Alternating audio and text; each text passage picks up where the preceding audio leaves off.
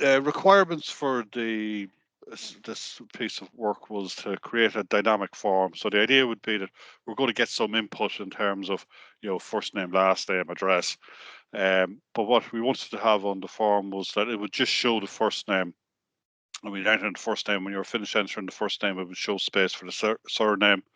And then when you finish the surname, it might show space for your address, and you might have like 3 lines of address.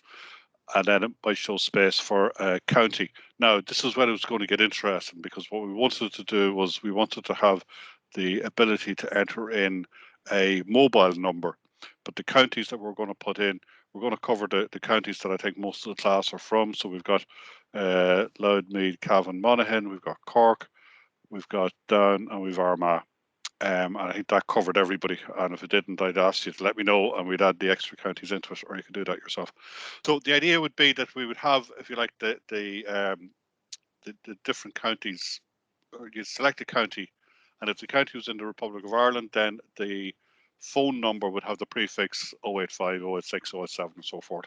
If you selected a county that was in Northern Ireland, then it would have the 077, 078, 079 prefix, and then you put your number in as normal. Okay, there'll be a bit there for email and validating the 2 emails were correct, and the same for passwords. Okay, so that was essentially our form that we wanted to do, and the whole exercise here really was to get familiar with being able to create functions that would allow us to do that, because some of this is beyond the capability of just HTML validation, as we could well imagine.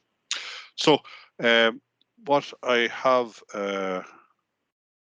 meant to have done, and I didn't do it, was to share my screen, which I'll share now.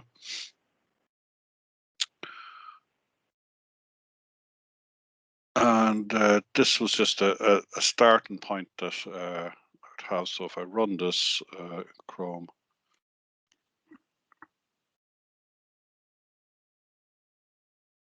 and it'll eventually work, hopefully.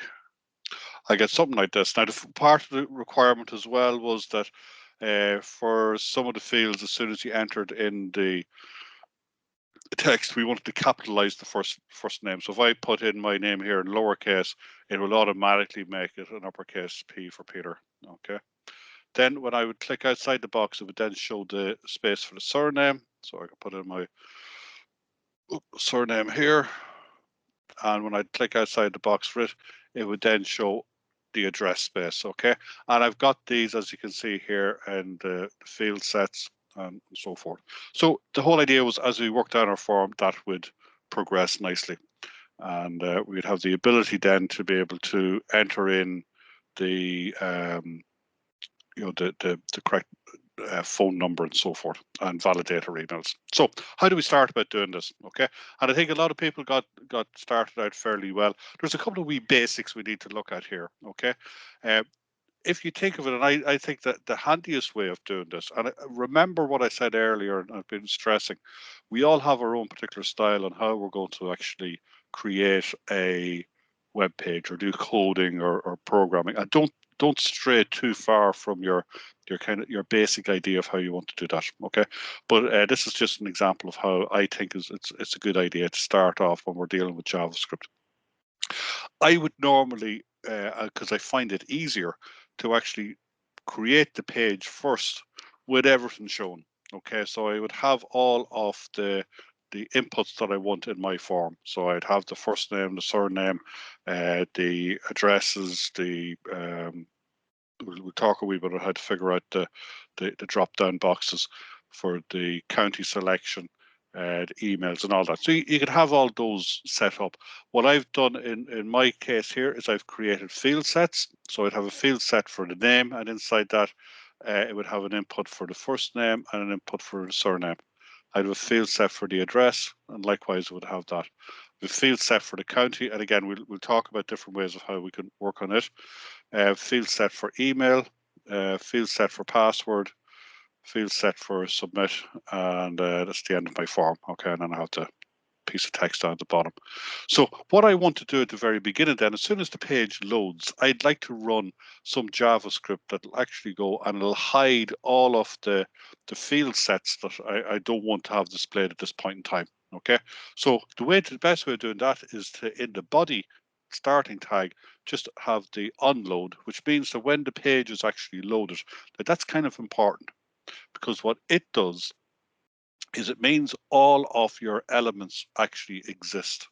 So if you start running a function that's going to use an element, that element needs to exist so that you can actually run it. Otherwise, it's going to call up an error saying it tried to do something on an object value equal null.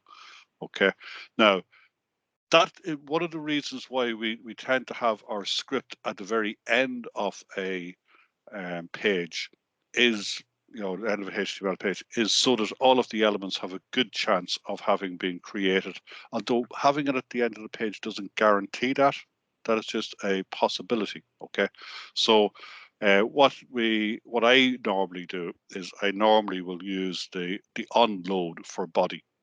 So I'm kind of saying as soon as the page is loaded, then run this particular function.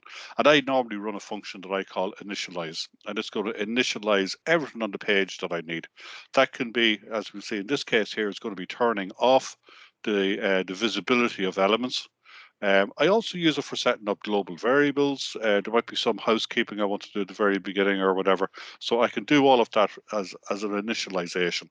So what's going to happen here is when the page loads, it's going to call a function initialize. So up here in my script, okay, I've set up the, sorry, I should have said this.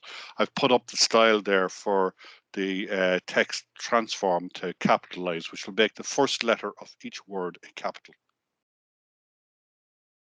which was part of the requirements that we have for first name and surname.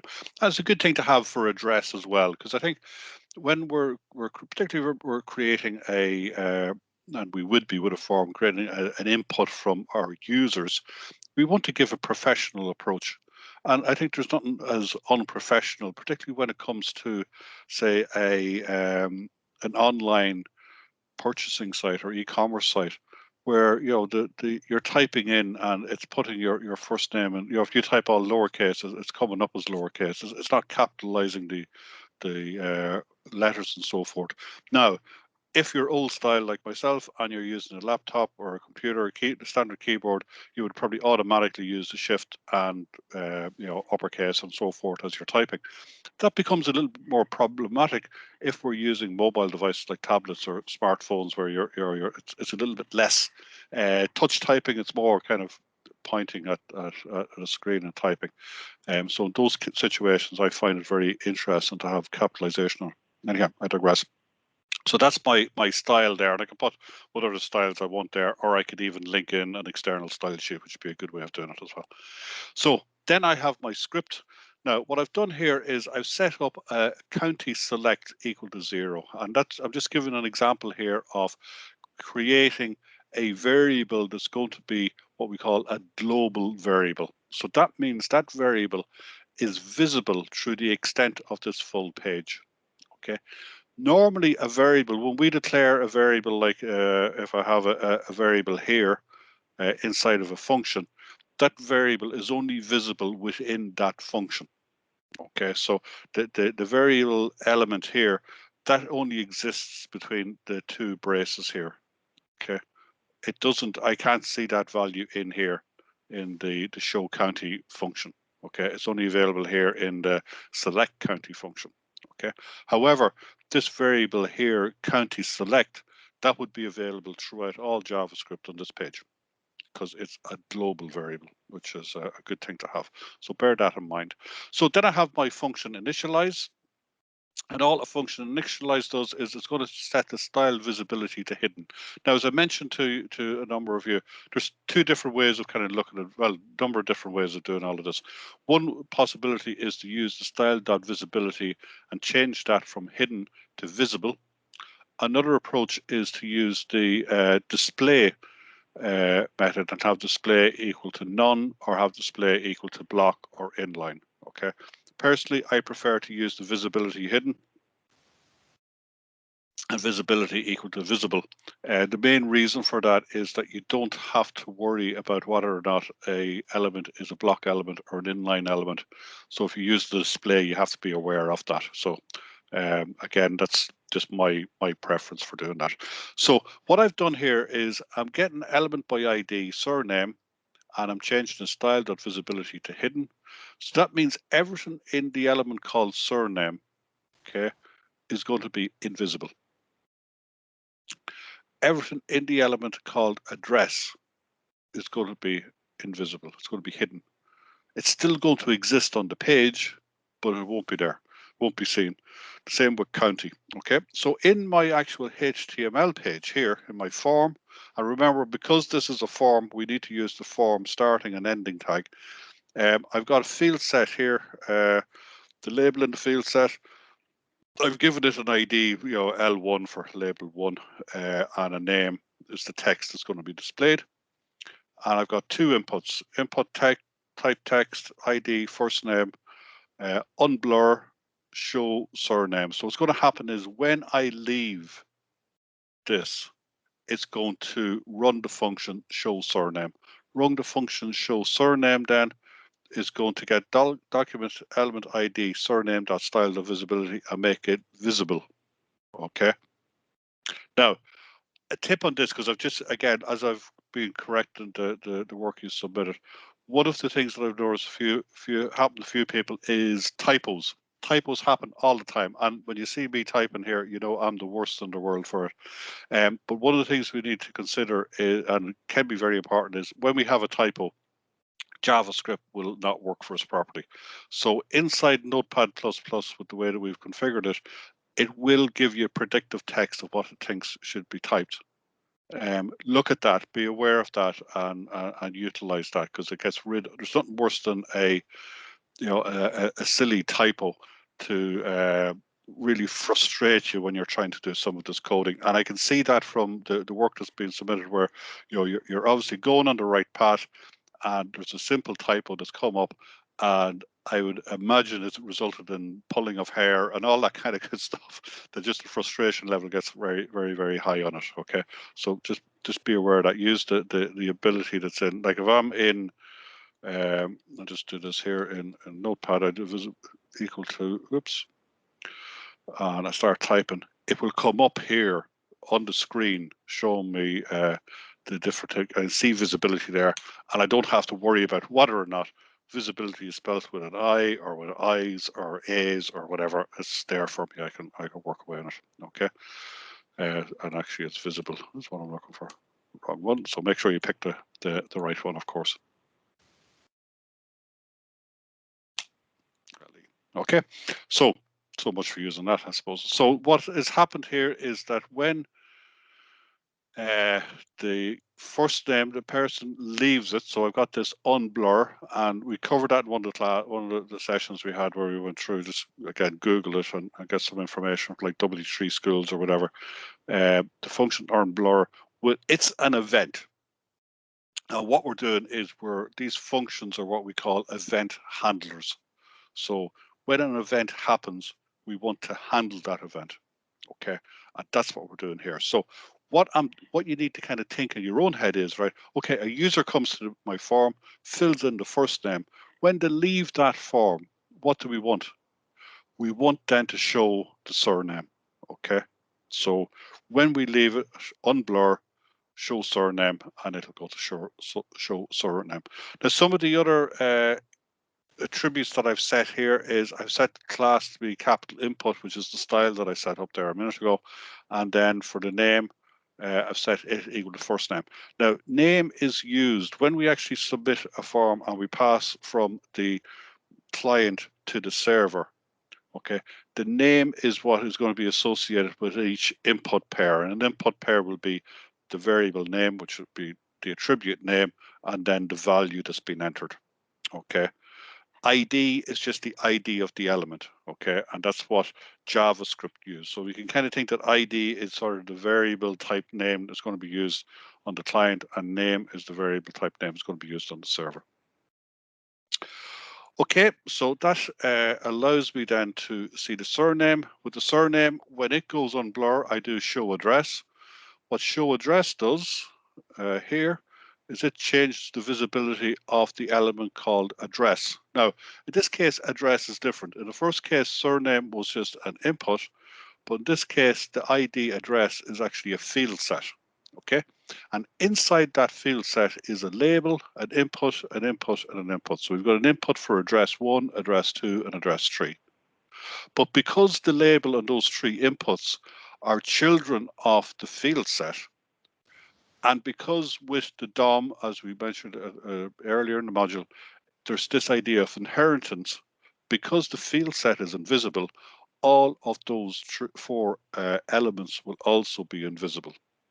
And if I change their visibility from hidden to visible, okay, they will then, the 4 of them will be visible. So that's why in this case here, when I look at my page, I put in my first name and I put in my surname, it then shows up the field set and shows up the label with the address in it, and then enters street address 1, street address 2, and the townland.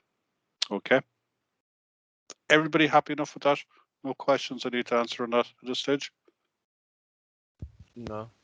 Okay, good stuff. Right. So the next piece then would be, right, when we work through this, and again, we could look at what the correct order is going to be, and you can, with your you're using the required attribute in HTML, you can decide that maybe address 1 and address 3 are mandatory and address 2 is optional, because not everybody would have a second address line. You can decide what your placeholder text is going to be, and so forth, either street address or, building address or whatever way you want to do it. Okay. And again, we know from looking on different websites and apps what the normal format of that is. What I've decided in this case here, that when somebody leaves the town, so I'm making the last entry mandatory. So when somebody leaves the actual town, they will then it'll go to this blur show county. Okay. So show county here is very simple, and it's got document element by ID county.style visibility equal to visible. Okay, so it will then show the county. Now, this is where we can have a number of different approaches, because remember what we want to do here. Okay, we want to allow somebody to select the county, and then based on what county they've selected, that will determine whether or not we're going to show a prefix select box for the numbers for mobile numbers in the Republic of Ireland or numbers in Northern Ireland. Okay, so we've got a decision that we have to make. Now, when we look at a select box, and here's the code for the select here, we have the select and then we have the different options. Okay, so we've got option, value, and then the text that's actually displayed. Okay, so the value can be it's a string, so we can put whatever we like in there. There could, for example, be this idea that we want to, sorry, the other thing we want to have is we want to have a function to call when the event of change occurs. So we've got this onChange option here that we're using, and we're going to call select county. Okay, so that's a function that's going to be called when somebody changes the value. Now, we want to be able to determine whether or not a county is in the Republic of Ireland or in Northern Ireland. Okay. One way of doing that, okay, would be to put a number in here. And then if a number is, in this case, less than 10, it's in the Republic. If it's greater than 10, it'll be in Northern Ireland. And we organize things that way. Okay. Another approach would be to just replicate the text. So call this loud, Cavan, Monaghan, Mead, Cork, okay, and Armagh down. And then have a function that will check to see if a county is in a certain location. Another way would be to put a value here, which would be like ROI, ROI, ROI, ROI, ROI, NI, NI. Okay, so you kind of said Republic of Ireland and Northern Ireland, and then using that value and checking out for it. And there's lots of other different ways of doing it. Okay. The second approach is once you've selected the county or the location of the county, be it Republic of Ireland or Northern Ireland, you will then, in the next section, have where you're entering the phone number, have maybe two select boxes set up, one for the Republic of Ireland, one for Northern Ireland, and you'll pick one or the other based on what county was selected. Okay, that would be one approach. Another approach would be to dynamically create a single select based on whether or not a user has selected Republic of Ireland or Northern Ireland. So you'd have two lists associated with it. Okay, so it sounds a bit complicated, right? But it isn't really all that complicated when you think about it. From the first section here, we need some way of being able to determine if a county or if the selection is going to be in Group A or Group B. Okay. Then based on that, when it is selected, we will then have another piece of code that will determine what is going to be displayed in the phone number section. Okay, so how does everybody feel about that?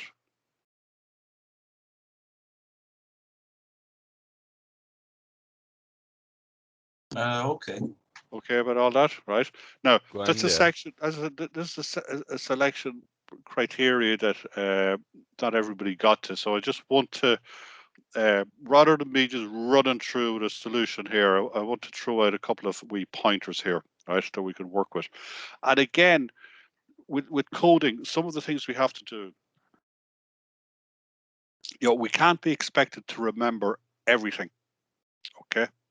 But what we are expected to be able to do is to logically figure out in our mind what should be going on, okay? So if I just go here and just go to create a wee text file here, right? So user selects county, okay?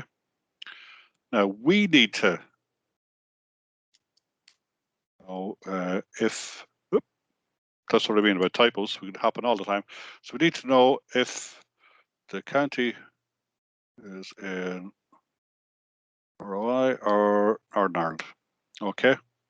And the question there is how to figure this out. Right. Now I'm going to leave that unanswered for the moment, right? Because once we know if it's ROI, we display ROI select, which would be the 08, 5, etc. Right? Or if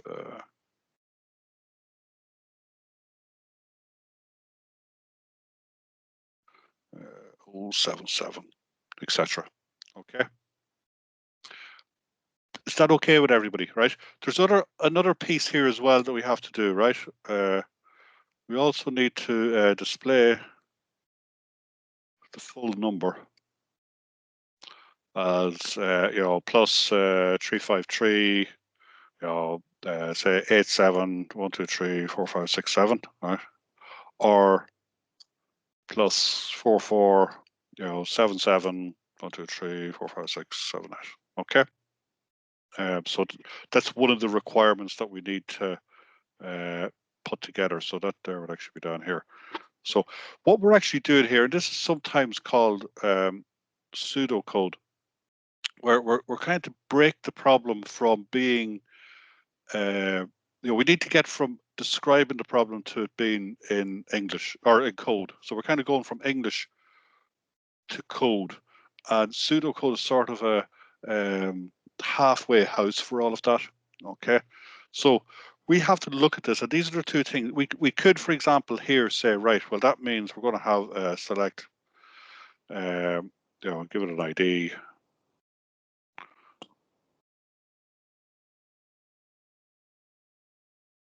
Well, it doesn't actually. Yeah, we would do ROI, right?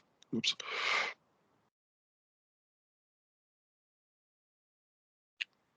Now it's going to have options.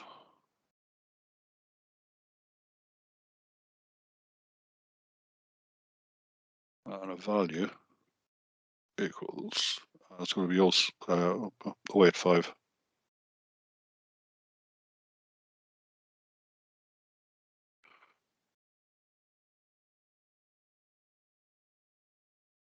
Okay, and that'll be our end of select.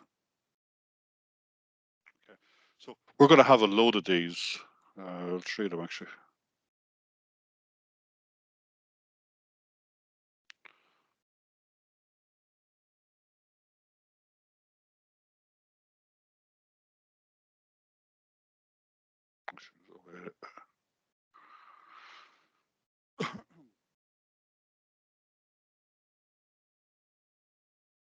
Okay, so that's what we need to display if it's ROI, right? If it's down here, the idea would be say NI, that'll be O.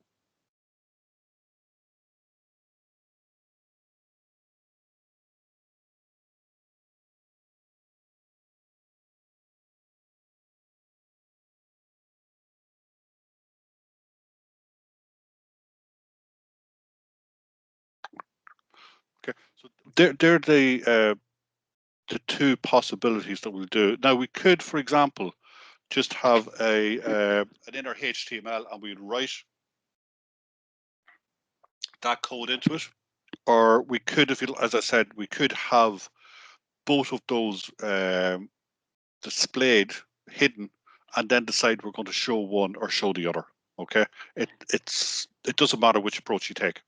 Okay, but what is important is we need some way of being able to identify from what has been selected with the county whether or not it's going to be the ROI one we're going to show or the Northern Ireland one that we're going to show. Okay, is that all right? So what we need to do, how do we figure this out? What have we got? We've got, if we look at the option,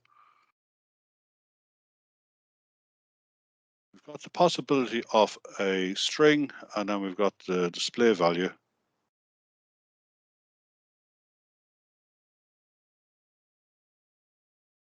For each line, okay? So we can get access to this value, and we can get access to this value, okay? As I mentioned, to get access to the element, what I've done here is I've done var element is equal to get element by ID county 1, and county 1 is the ID that I gave to the actual select, okay? So the county select get element or element dot value will give me the value that was selected, and element dot text will give me the county name. Okay, so I can do this by whatever approach I like. Okay, I could decide if I select value as being ROI, right? Then in here I could have a check that says if county select is equal to ROI, then I want to display the ROI select for the phone number. On the other hand, if it's equal to NI, I'd want to display the Northern Ireland one. Okay.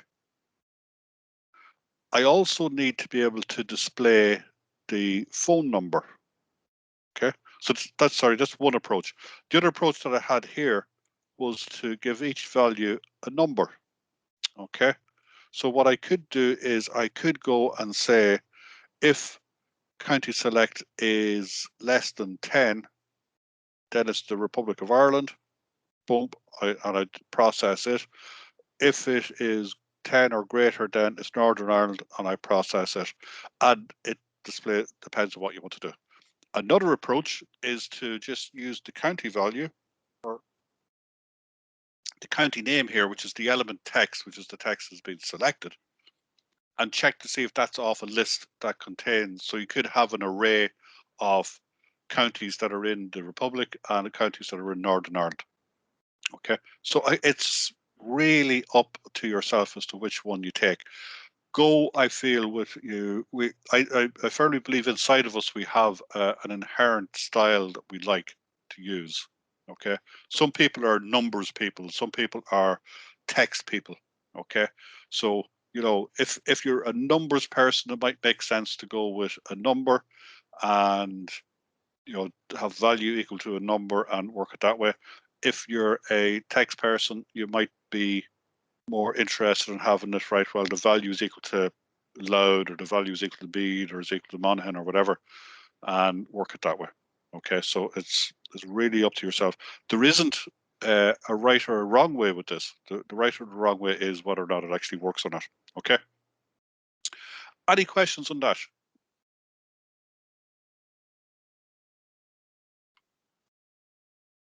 Okay.